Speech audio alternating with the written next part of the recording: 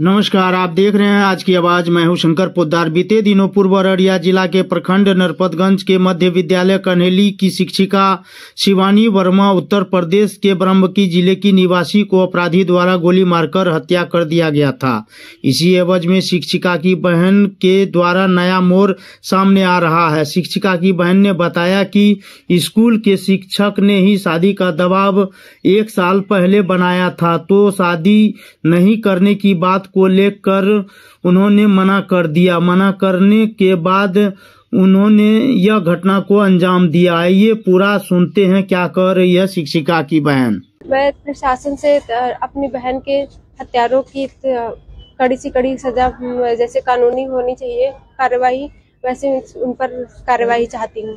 और मेरी बहन की ऐसी हत्या की गई है तो उसका मुझे मुआवजा भी होना चाहिए। और दूसरी, मैं 6 बजे आ गई थी सदर अस्पताल में, अभी तक मुझे किसी भी वरीय अधिकारी से नहीं मिलाया गया है, ना ही यहाँ कोई आया हुआ है।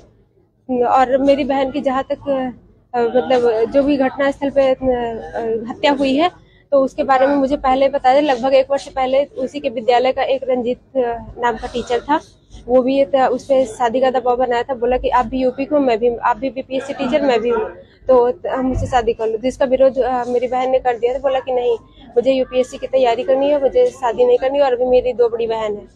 तो उसने फिर फोन पे भी कहा, और भी उसके बाद फिर कई बार दबाव बनाया, मारने की जब धमकी दी तो फिर हम लोग सर के प्रधानाध्यापक, उसी विद्यालय के प्रधानाध्यापक को फोन किया, कांटेक्ट किए, उनको बोले ऐसी बात है। तो उन्होंने हम लोगों को आश्वासन दिया कि शिवानी को कुछ नहीं होगा, ठीक है।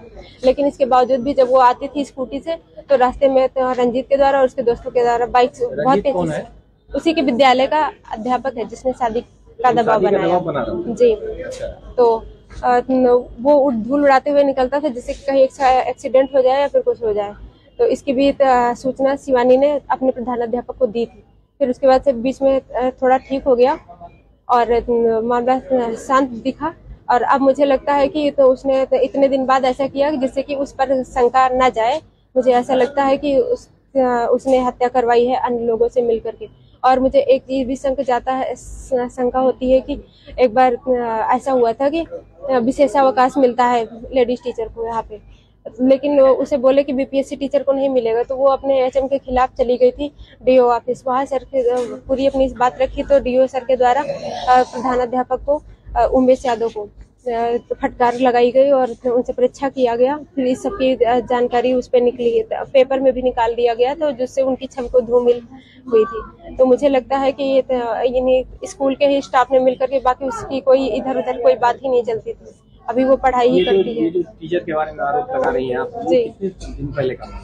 सर वो लगभग 1 साल होने वाला है जी।